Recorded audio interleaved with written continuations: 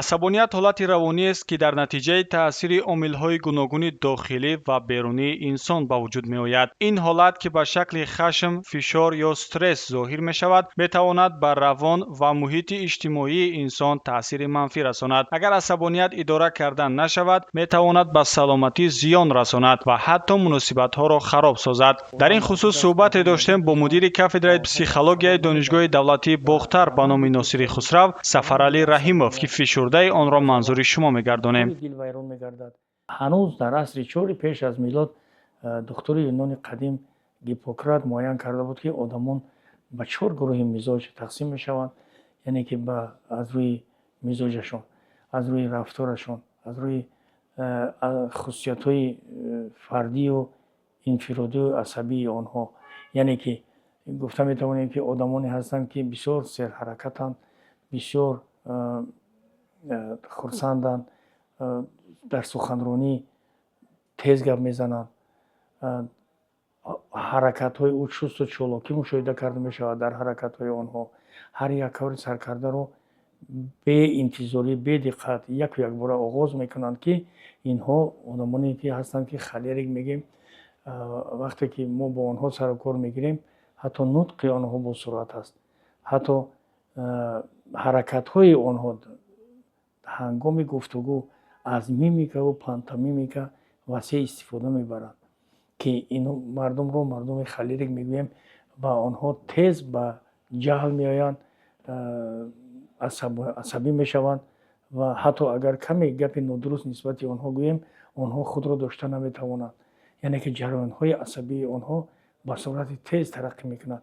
ва дигар дар масъалаи дигаре, ки баъзе одамоне ҳастанд, ки онҳо зиндадиланд, хурсанданд, бисёртар тарафҳои мусбатро фикр мекунанд, хушҳоланд, зиндадил гуфтем, ҳамихеланд инҳо одамони сангвиник ҳастанд, ки ба табиату ба ҷамъияту ба одамон ба чашми нек нигоҳ мекунанд. ва тарафи сеюм, ки инҳо флегматикҳо ҳастанд, ки онҳо ором бо тамкин ва кори саркардаро то ба ахир бурда мерасонанд, ба тоқат метавонанд муддатҳои дароз нишаста кори саркардаро то ба ахир бурда расонанд. лекин сусткория низ кам дар таълим ва тарбия ва дар ҳама кор халал мерасонад.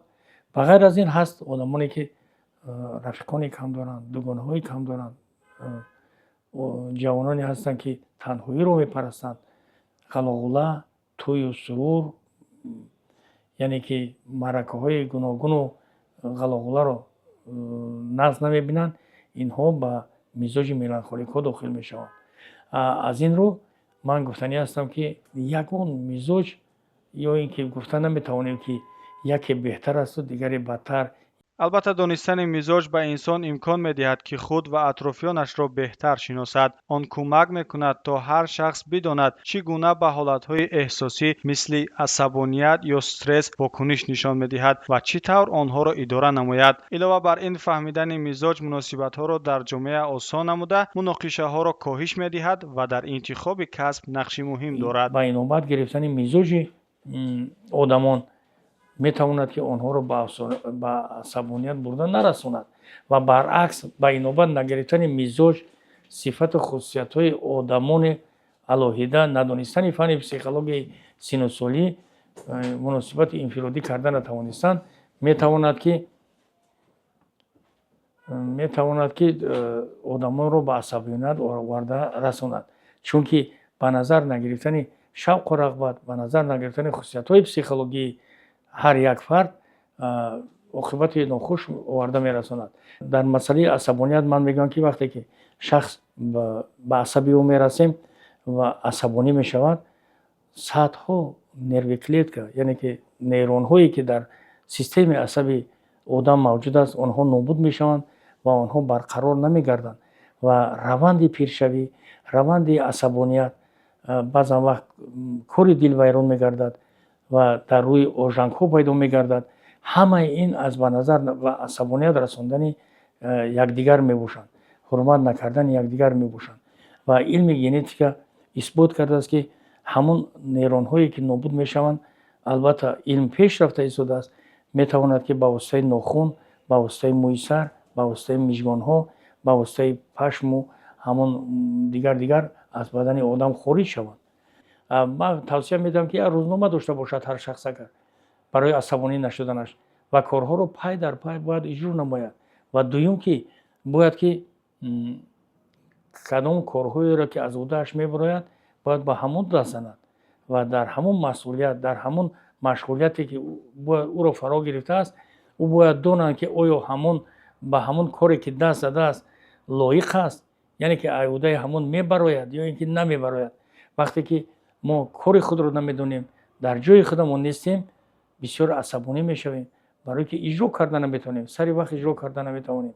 ва ҳамаи ин боис мешавад ки мо асабонӣ шавем ва ба ғайр аз худамон асабонӣ шудан баъзан вақт ҳангоми қаҳру ғазаб дигаронро низ мо метавонем ки хафа кунем.